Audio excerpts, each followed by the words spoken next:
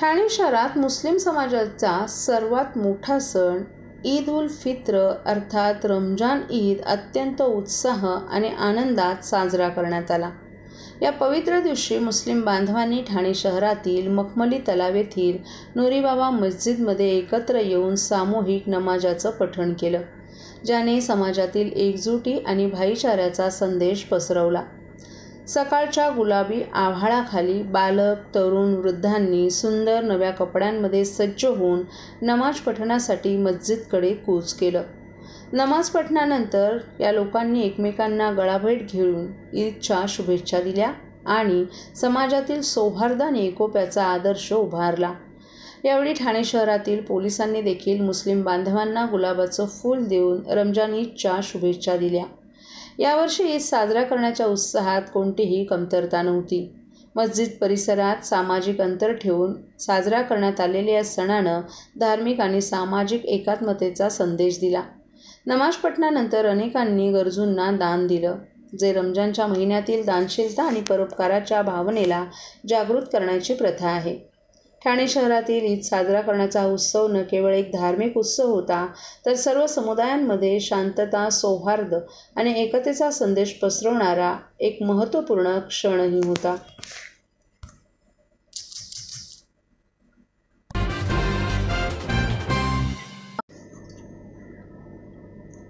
ठाणे महानगरपालिका कार्यक्षेत्रातील कळवा प्रभाग समितीची पाहणी करून प्रभाग समितीच्या माध्यमातून होत असलेल्या कामकाजाचा आढावा आज पालिका आयुक्त सौरभ राव यांनी घेतला।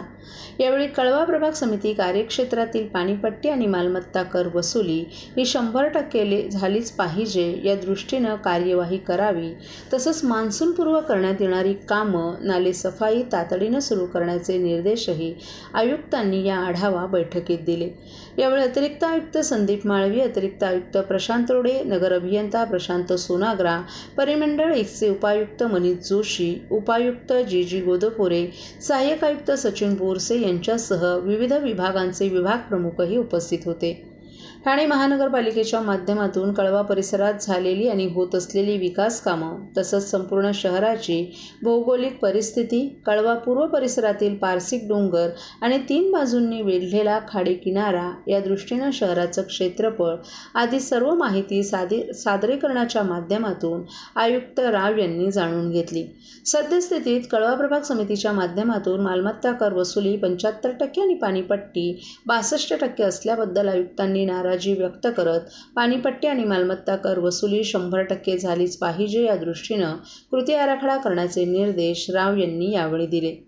शहरातील अनधिकृत बांधकामांना आळा घालण्यासाठी GPS सॅटेलाईट प्रणालीचा अवलंब करावा, जेणेकरून शहरात होत असलेल्या बांधकामांची माहिती तात्काळ मिळण्यास मदत होईल।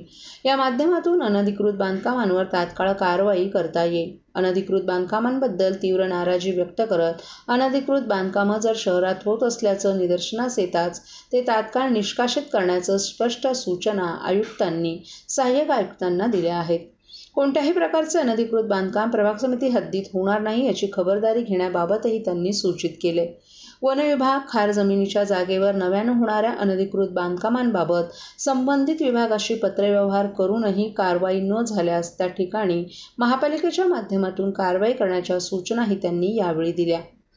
प्रभाग समितीत नागरिकांकडून येणाऱ्या तक्रारींचा आढावा घेऊन ज्या तक्रारींचा निपटारा प्रभाग समिती स्तरावर करणं शक्य आहे तो जलद गतीनं करावा, तसंच तक्रारींचा निपटारा झाल्यावर संबंधित तक्रारदाराला त्याची माहिती देण्यात यावी, तसंच ज्या तक्रारी मुख्यालयामार्फत सोडवणं आवश्यक आहे त्या संबंधित विभागाकडे वर्ग कराव्यात। शहरात होणाऱ्या अनधिकृत बांधकाम, अतिक्रमण यांचा मासिक अहवाल तयार करून तो सादर करण्याचे निर्देशही सहाय्यक आयुक्तांना या बैठकीत देण्यात आले। पावसाळा तोंडावर आला असल्यानं शहरातील धोकादायक इमारतींचा आढावा घ्यावा, मोडकळीस आलेल्या इमारतींचं त्रयस्थ संस्थेद्वारे परीक्षण करून त्या निष्कासित करणं आवश्यक असेल तर त्या पावसाळ्याच्या आधी निष्कासित कराव्या, तसंच वास्तुविशारदाकडून धोकादायक इमारतींच्या त्रुटींबद्दल पद्धतीने मूल्यांकन करून घ्यावं। जर मूल्यांकन करूनही अप्रिय घटना घडली तर त्यांच्या विरोधात फौजदारी गुन्हा दाखल करण्याच्या लेखी सूचनाही त्यांना देण्यात याव्यात, असंही आयुक्त राव यांनी नमूद केलं। ज्या इमारती अति धोकादायक आहेत त्या इमारतीतील नागरिकांना स्थलांतरित करण्याच्या सूचनाही त्यांनी यावेळी दिल्या।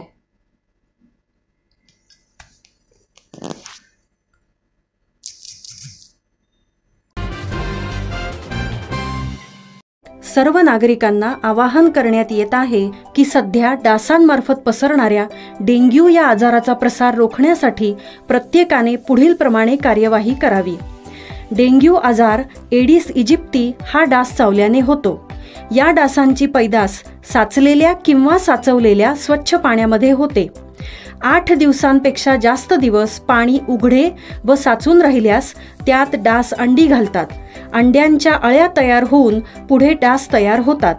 यासाठी आपल्या घरातील पाणी साठे उदाहरणार्थ बॅरल्स, पिंपे, टाक्या, हौद, रांजणे इत्यादी दर आठवड्याला रिकामे करून घासून पुसून कोरडे करून पुन्हा भरावे. 1 दिवस कोरडा दिवस म्हणून पाळावा. पाणी साठ्यांना घट्ट झाकणे बसवावीत किंवा जुनी साडी, चादर, धोतर यांनी बांधून झाकून ठेवावीत, म्हणजे डास त्यात जाऊन अंडी घालणार नाहीत. घराच्या गच्चीवर, आजूबाजूला, अंगणात कोठेही पाणी साचू देऊ नये. भंगार सामान उघड्यावर टाकू नये. उदाहरणार्थ टायर्स, प्लास्टिक सामान, कुंड्या, टाकाऊ वस्तू इत्यादी. अशा सामानात पावसाचे पाणी साठून त्यात डेंग्यूच्या डासांची पैदास होते. घरातील कूलर्स, फ्रीजच्या पाठीमागील ट्रे हे देखील वेळोवेळी कोरडे करावेत. लक्षात ठेवा, नुसत्या फवारणीने डास घनता कमी होत नाही, तर त्यासाठी डास पैदास ठिकाणे नष्ट करणे ही आपल्या सर्वांची जबाबदारी आहे. कोणताही ताप अंगावर न काढता जवळच्या शासकीय रुग्णालयात मोफत औषधोपचार घ्या. अशा प्रकारे नागरिकांनी सहकार्य केल्यास डेंग्यूचा प्रसार रोखणे सहज शक्य आहे.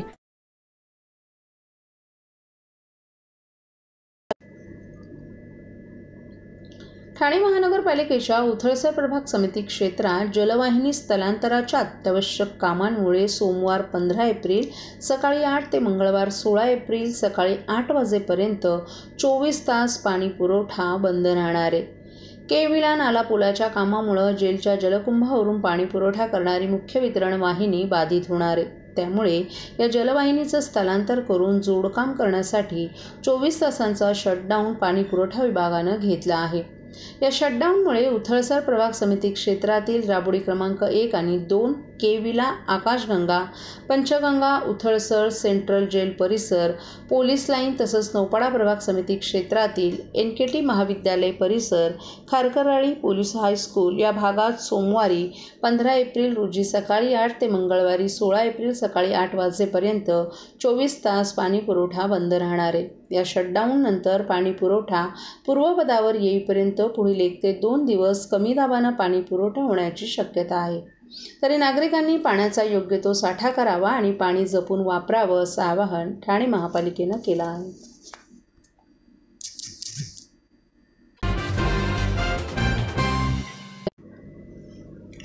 ठाण्यातील वागळे स्ट्रीट येथील Supermax personal care private limited ही कंपनी गेल्या 2 वर्षांपासून बंद आहे. कामगारांच्या वेतनापोटीचे 85 कोटी आणि ग्रॅच्युइटी पोटीचे 125 कोटी अशी 200 कोटींची थकबाकी द्यावी आणि कंपनीचं उत्पादन ठाण्यातून पुन्हा सुरू करावं अशी आग्रही मागणी कंपनीचे कामगार प्रतिनिधी शशांक खैर यांच्यासह कामगारांनी केली आहे. कंपनी बंद असल्यामुळे सुमारे 1,500हून अधिक कर्मचाऱ्यांच्या कुटुंबियांवर उपासमारीची वेळ आल्याची कैफियतही कामगारांनी मांडली आहे. ठाण्यातील मोक्याच्या जागेवर ही कंपनी असून या जागेची किंमत सुमारे 1,600 कोटींच्या घरात आहे. कंपनीचे मालक या जागेसाठीच कंपनी तोट्यात असल्याचा दावा करत असल्याचा आरोपही कामगारांनी केला आहे. या कंपनीचं ठाण्यातील उत्पादन पूर्णपणे बंद केलं असलं तरी त्रयस्थ कंपनीमार्फत गुजरातच्या उमरगा येथून 30 लाख ब्लेडचं प्रतिदिन आणि जम्मू येथून 30 लाख प्रतिदिन असे 60 लाख ब्लेडचं उत्पादन केलं जात आहे. ठाण्यात ही कंपनी बंद अवस्थेत असली तरी कामगारांना देशोधडीला लावून ही कंपनीच गुजरातमध्ये हलवण्याचा डाव सुरू आहे. याबाबतचे पुरावे देखील कामगारांनी काल घेतलेल्या पत्रकार परिषदेत दाखवले. दुसरीकडे पगारच नसल्यामुळे कामगारांना संसाराचा गाडा चालवणं अवघड झाले. मेडिकल, शैक्षणिक खर्चही आवाक्याबाहेर झालाय. त्यामुळे 2 कामगारांनी आत्महत्या देखील केली आहे, तर 10 जणांचा याच विवंचनेतून मृत्यू झालाय. कंपनीत 1200 कायम कामगार असून इतर करारावरील कामगारांसह 1,500 कामगार ह्या कंपनीवर अवलंबून आहेत. मुख्यमंत्र्यांनी लक्ष घालावं. लिक्विडेशनमध्ये कामगारांना मिळण्यासाठी योग्य रकमेची संपत्ती सुपरमॅक्सकडे नाही, त्यामुळे केंद्र आणि राज्य सरकारनं कंपनी व्यवस्थापनावर कारवाई करून भारतीय औद्योगिक क्षेत्रातील उद्योगांना कंपनी सुरू करण्यासाठी प्राधान्य द्यावं.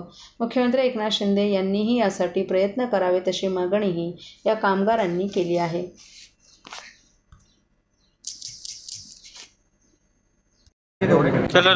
माझं नाव आहे शशांक खेर. नाव आहे शशांक खेर. मी या 34 वर्ष सुपरमॅक्स कंपनीत काम करतो. तिथे सध्याच्या परिस्थितीमध्ये 1200 परमनंट कामगार काम करतात. त्याचबरोबर स्टाफ धरून जवळजवळ 1500 ते 1700 लोक या कंपनीवर अवलंबून. त्याचबरोबर ही कंपनी गेल्या 2 वर्षापासून संपूर्णपणे बंद आहे. याच्यात संपूर्णपणे कंपनी बंद आहे, उत्पादन बंद आहे. शिवाय त्यांनी असं लिहिलेलं आहे नोटीसद्वारे की तुम्हाला घरी बसून पगार देण्यात येईल. या केसेस कोर्टामध्ये सुरू आहे. त्याचबरोबर पगाराची केस देखील कोर्टात सुरू आहे. अनेक न्यायप्रविष्ट मामले सुरू आहेत. NCLTद्वारे सुद्धा इथे कंपनी सुरू करण्याचे प्रयत्न आहे, पण अजूनसुद्धा कोणालाही कंपनी सुरू करण्यात यश मिळत नाही. आत्ताच्या परिस्थितीमध्ये 85 करोड रुपये जवळजवळ पगाराचे आणि इतर 125 करोड रुपये कामगारांचे थकीत आहेत. जे साधारणपणे 200 ते 225 करोड आत्तापर्यंत थकीत असल्यामुळे कामगार आर्थिक विवंचनेमुळे ग्रासलेले आहेत. आणि त्याचबरोबर आत्महत्येशिवाय त्याला कुठलाही पर्याय नाही. घर चालवणे, उपाशी पोटी राहणे हा एकमेव पर्याय आहे. तो बाहेर कुठेतरी छोटी मोठी कामं करून फक्त पोट चालू शकतो, संसार चालू शकत नाही. आता ही परिस्थिती नाही. त्यामुळे कुठेतरी या गोष्टीला वाचा फोडावी ही प्रत्येक पत्रकारांना आणि प्रत्येक न्यूज चॅनलला आमची विनंती. धन्यवाद. 125 कोटी ग्रॅज्युएटी आणि हाफ डे म्हणून आहे, त्याची रिटायरमेंट आहे, आणि 85 कोटी आमचा पगार बाकी.